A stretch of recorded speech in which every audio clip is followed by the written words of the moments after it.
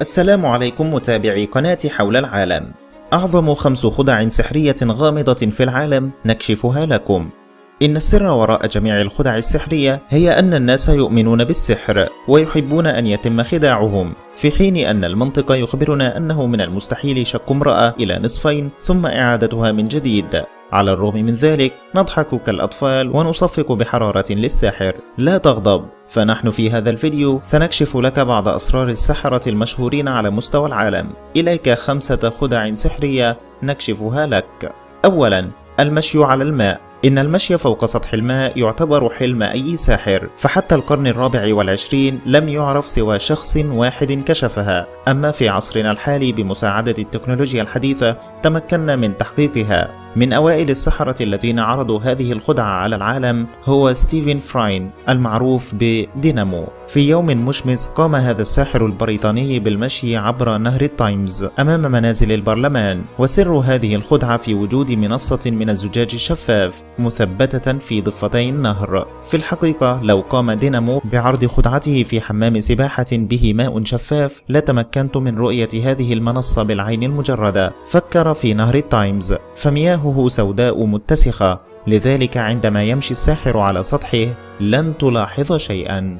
ثانيا، التحرر من صندوق التعذيب الصيني. صممت هذه الخدعة عام 1912 من قبل فنان الهروب العبقري هاري هوديني. منذ ذلك الحين أصبحت خدعة الخروج من الصندوق المليء بالماء مشهورة بأنها أعقد الخدع في العالم، والسر في هذه الخدعة يكمن في الأقفال المستخدمة لغلق الصندوق، بالإضافة إلى القدرة البدنية المذهلة التي يتمتع بها الساحر الذي يحرص على إكمال خدعته حتى الموت. فعندما يقوم مساعد الساحر بإغلاق الصندوق يقوم هو بنزع المسامير المثبتة للقفل في الصندوق، وللخروج من الصندوق يقوم الساحر بثني عضلات بطنه ليدور داخل الصندوق ثم يخرج للهواء الطلق. حتى الآن قد تظن أن الأمر سهل، أي أحد قد يفعلها، ولكن في الحقيقة تعتبر هذه الخدعة من أكثر الخدع المميتة. فالخدعة تتطلب أن تظل معلقا في الماء رأسا على عقب لمدة لا تقل عن 3 دقائق، أضف إلى ذلك الانقلاب داخل الماء والمجهود العضلي المبذول، بالإضافة إلى احتمالية فقدان الوعي نتيجة الدم المتدفق بكثافة إلى دماغك، وفي النهاية نحصل على تجربة خطيرة ومميتة. من المذهل حقا هذا الكم من الخطر الذي يتعرض له الساحر من أجل إرضاء جمهوره فقط. ثالثا، إخراج الأرنب من القبعة. ربما تكون هذه الخدعة أول ما يخطر في الأذهان عندما نفكر في السحر والخدع السحرية. لقد أصبحت مشهورة جدا لدرجة أنها أصبحت رمزا للسحرة حول العالم. هناك 3 طرق لتأدية هذه الخدعة. أسهلها أن يقوم الساحر باستخدام طاولة بها غرفة خفية كبيرة كافية لاحتواء أرنب بداخلها. أيضا تحتوي القبعة على فتحة بحيث يستطيع الساحر أن يمد يده من القبعة إلى الغرفة وسحب الأرنب الموجود بداخلها. الطريقة الثانية باستخدام قبعة فوق الأخرى، حيث توجد فتحة أسفل القبعة الداخلية. يقوم الساحر بفتح المخبأ وإخراج الأرنب الموجود بينهما. الطريقة الثالثة بوضع الأرنب في كيس مؤقت، ثم يثبت الكيس في خطاف أسفل المنضدة، وبحركة يدوية خفيفة يضع الساحر الكيس في القبعة. لم يتبقى سوى إلقاء بعض الكلمات السحرية لإضافة المزيد من الدراما للخدعة، بعدها سحب الأرنب من المخبأ إلى الحشد. رابعا، التحول.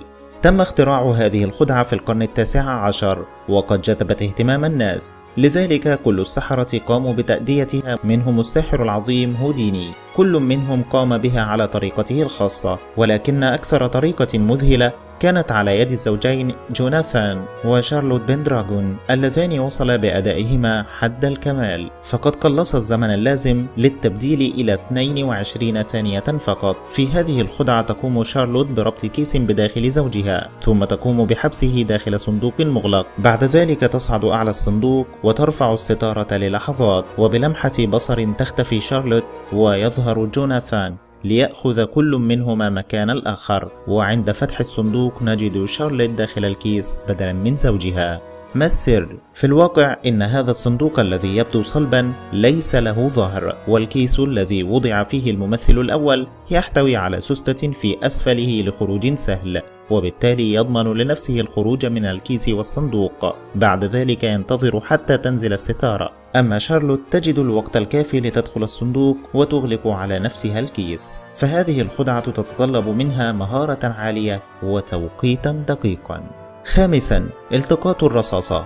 إن خدعة التقاط الرصاصة من أقدم الخدع وأكثرها مكانة بين مجتمع السحرة. منذ قرون يعمل السحرة على إتقانها حتى وصلت لقمة أدائها على يد تيلر وبين، حيث يقومان بإطلاق الرصاص على بعضهما في نفس الوقت يلتقطان الرصاصة بفمهما. الجزء الأهم في الخدعة هو التناغم بين حركة اليد والفك في الوقت المناسب. الرصاص الذي يعرضه الساحر على المتطوعين من الجمهور هو في الحقيقة مزيف، إذ ينفجر بمجرد إطلاقه. لعلك تتساءل الآن، ماذا عن العلامات التي يضعها المتطوعون على الرصاصات؟ في اللحظة التي يعلن فيها الساحر عن العلامة أو الحرف الذي رسمه المتطوع بصوت عال، يقوم المساعد الموجود خلف المسرح بوضع نفس العلامة على رصاصتين فارغتين. بعد ذلك يرتدي الساحران اللباس الواقي ووضع الأقنعة، ثم يلتفان بحيث لا يستطيع أحد أن يرى وجههما. وهنا يضع الساحر الرصاصات التي قام مساعده السري بوضع العلامات عليها للتو دون أن يلاحظه أحد. الآن حان وقت إلقاء خطاب عن مدى خطورة الأسلحة النارية أمام الجمهور. في الوقت نفسه يحتفظ بالرصاصة في فمه. أما الباقي من الخدعة فيتعلق بالأداء المتناسق، حيث يقوم الساحران بالتصويب على بعضهما ثم إطلاق الرصاصات المزيفة مصحوبة ببعض الدخان، ثم يقوم الساحر بتحريك الرصاصة الموجودة في فمه من مكانها ليبدو كأنه التقطها بين أسنانه.